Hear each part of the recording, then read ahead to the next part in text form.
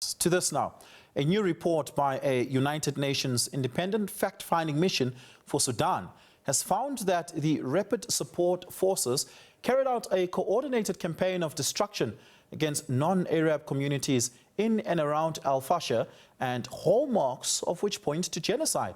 The mission assessed the mass killings and related atrocities committed by the paramilitary group during its October takeover of North Darfur's capital, and found evidence that at least 3 underlying acts of genocide were committed.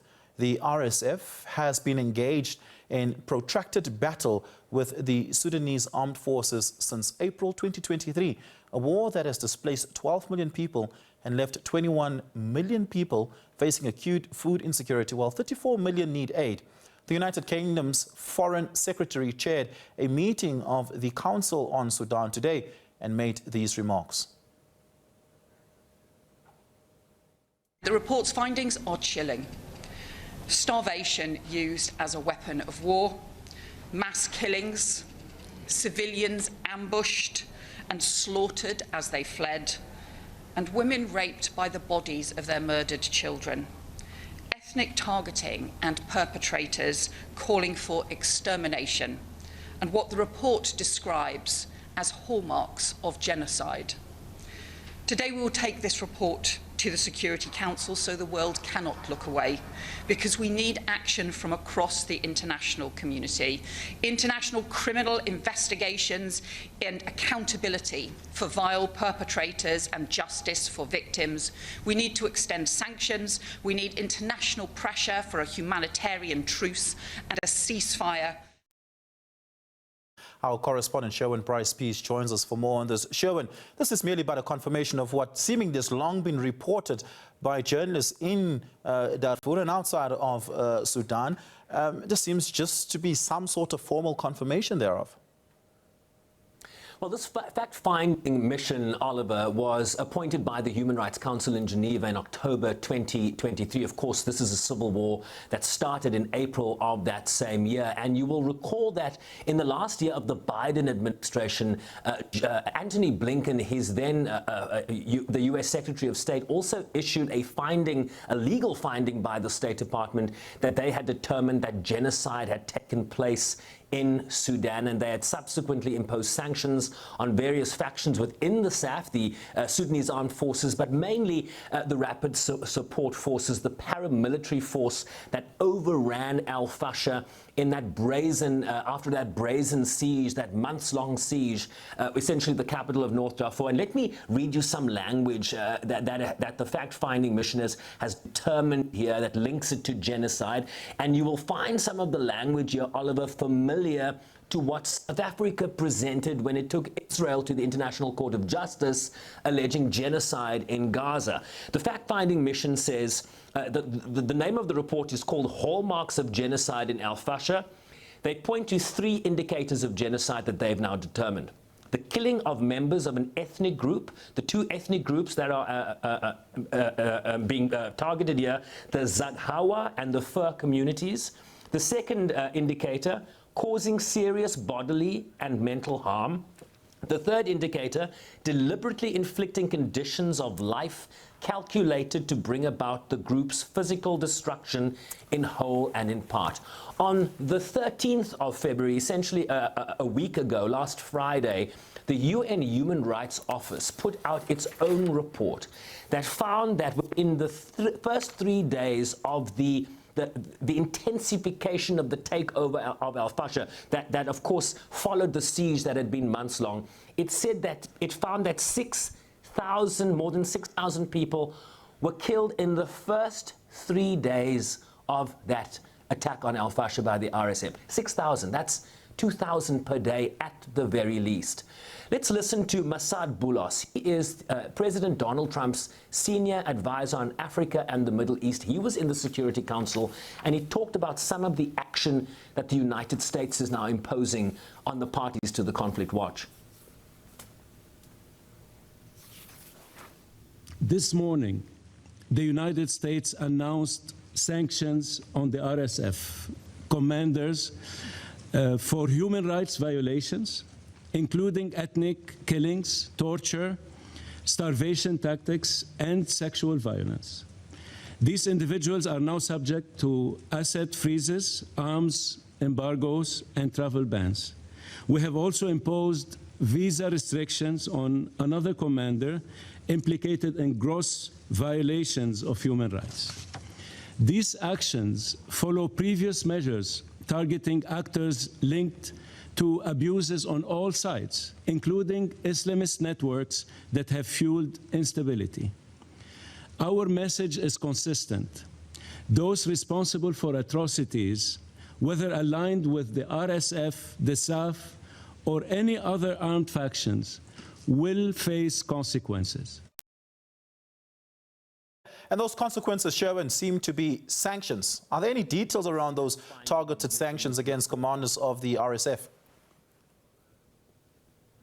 I'm sorry, could you just repeat that? I think we were talking over each other. Yeah, those details there include sanctions, targeted sanctions at least, against some of the RSF members. Are there any details around that?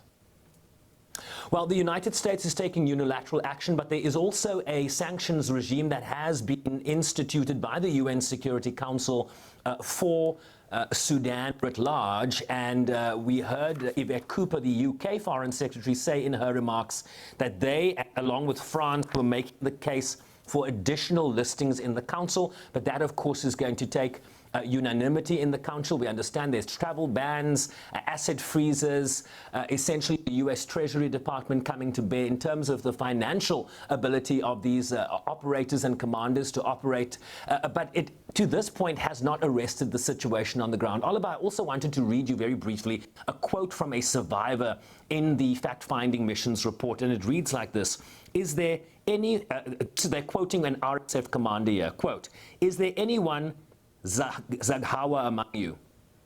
If we find Zaghawa, we will kill them all." This is the ethnic group I was talking about earlier. "We want to eliminate anything black from Darfur." And so what you are finding in terms of the ethnic dimensions here is the Arab militias pitted against some of the black African communities, particularly in the Darfur region. And this is very much a flashback to what you saw in Darfur in the 2000s, the genocide that was perpetrated there by groups that are now being mentioned again in these conversations, like the Janjaweed. And so justice has still not been received in terms of those old crimes. That is the purview of the International Criminal Court, but we also understand that the mandate has now been extended for the ICC to investigate current crimes that are ongoing now. And the fact-finding missions report is an important record to have that could inform future charges in terms of holding people accountable moving forward.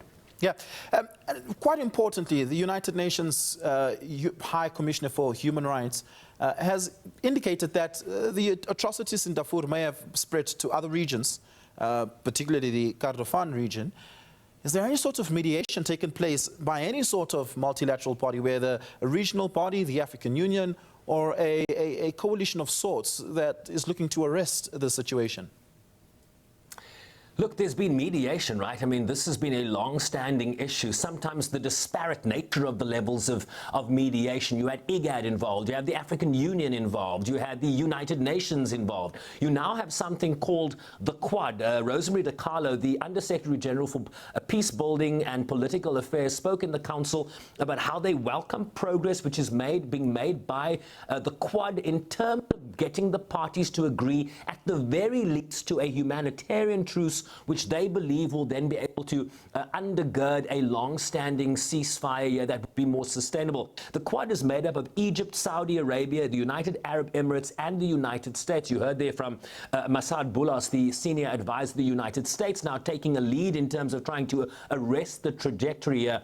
But there are also concerns, Oliver, that this is not going to remain in Sudan. You know, when you think about the region you're in here, to the west of Sudan, you have Ethiopia. There are concerns about the Tigray area evolving and developing into another conflict. You talk about Jonglei State in South Sudan, concerns around the arrest of El-Fasher, and old wounds re-emerging in terms of the standoff between El-Fasher and Salva Kiir, and how that is now being seen in terms of violence on the ground. You have the Central African Republic, which is a long-standing agenda item of the United Nations Security Council, and then also concern about some skirmishes along Chad's border with Sudan. Rosemary DiCarlo spoke exactly about the concerns around how this could become a regional conflict. Watch.